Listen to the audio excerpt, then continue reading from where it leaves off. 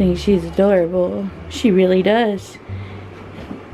I'm trying to finish 2 clients' quilts.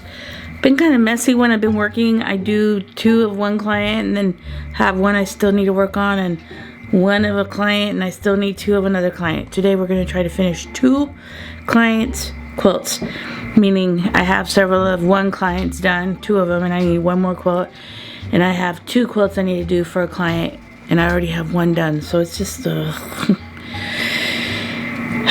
but that's how life is. Usually I'm the kind of person that I'll work on 1 quilt, 1 client's whole group of quilts and get her all done. But I've had problems, like example, 1 quilt had like beading on it, so it's really a custom quilt. So I took it off and I started doing another client's quilts because they were easier to do. So right now I'm getting my cameras ready. I'm trying to get everything going so that I can get started. See, like that quilt has beading, that one right there, but that's also her quilt. But I finished one before that, so we're gonna just work. I have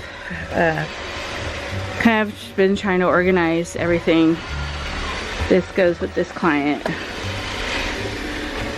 I have, these are quilts that were shipped to me.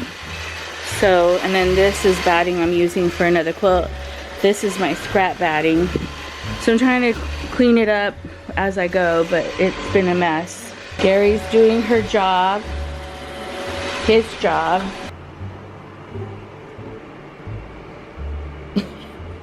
So one of the things I'm doing right now is I'm marking the quilt.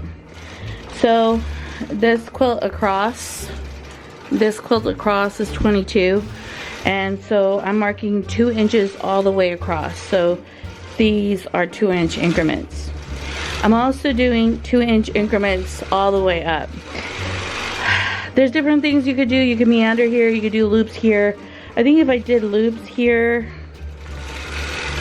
I think that would look pretty. I am going to kind of stitch in the ditch in all these areas to lock this blocks down. I'm locking them down by quilting here, but I need to lock these stitches down so you can see like this kind of weird fullness and stuff.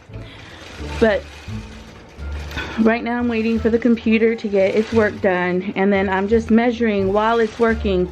I'm getting some things accomplished. I want you to see. I just finished her.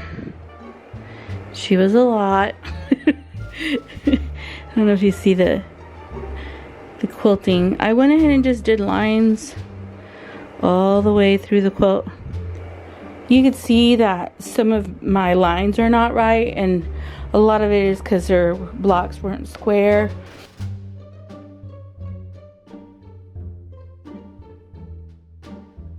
I quilted this for my client because I couldn't do a panto because it had ribbon on it. So let me show you what it looks like. It also had this weird bead work on it. Can't custom quilt that. And it also had this weird, well, this I could probably quilt on, but this I could not. The long arm would have gotten caught and then tear the quilt. You just see the line work's not perfect because the blocks weren't put on perfect, but it kind of looks like a whole cloth on this end. I don't know if you can see the colors. Anyway, she's done. Can I help you? No, oh, you do not jump off there. No, you're gonna owies. Totally losing it on my dog for jumping off the table. Like, that's insane. I thought it was cute that she got up here and just looked out the window. Usually she went down the, anyway, I shouldn't even let her jump. I shouldn't even let her be up here. It's a beautiful quilt.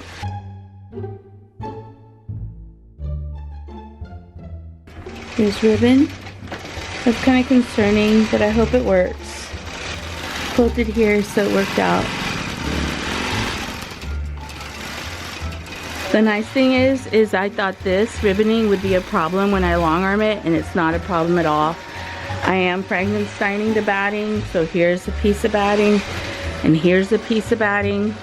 This is another quilt I finished. Let me show you the back. And this is the front. She was a little bit long on one end and I had to like shorten her, but you don't even know that I shortened her at all, because anyway. So this is, it's beautiful, right? It's a sweet quilt. This client is one of the most sweetest clients I've ever had. And sometimes, like, I really, you know, I know in quilting it has to be precise, it has to be just so. But the truth is, it's a quilt, it's fabric, it's gonna shift, it's gonna change. It's, you know, it may not be perfect, but it's still a blanket. So yeah, I finished 2 today, but I started kind of late, so it's all good though. Okay, I finished 2 quilts. I need to do a list of all the quilts that I need to get done, what I've gotten done, what I need my clients to pick up. So the state of the affairs here.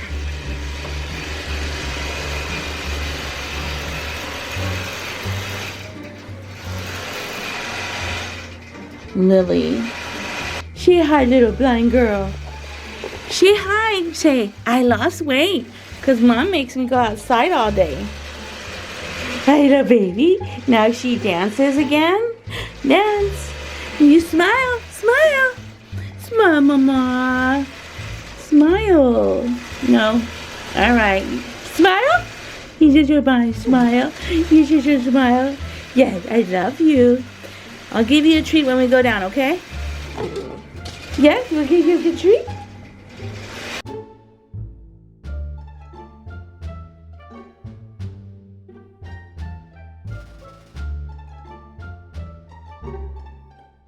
One of the reasons why this fabric is doing this is because this is so stiff, so I'm gonna have to really work on it, and that's why this is buckling. But hopefully, like when it rolls, we could clean it up and kind of control it. I ironed it. It's a little bit weird here, but it was weirder over here. I'm trying to get a straight line as I can, even though it's off, but it will be fine.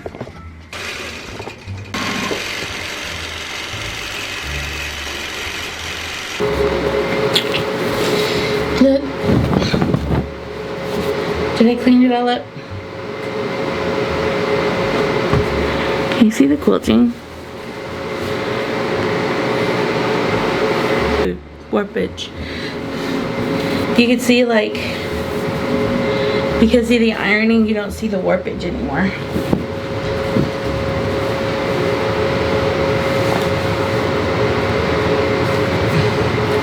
It's just how the fabric shrinks up. Fabric has its own mind, thinks for itself, and it doesn't care if you have an opinion of it.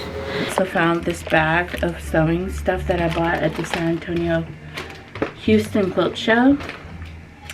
I was gonna do videos on this. Did I do videos on this? I think I did do videos on this. But I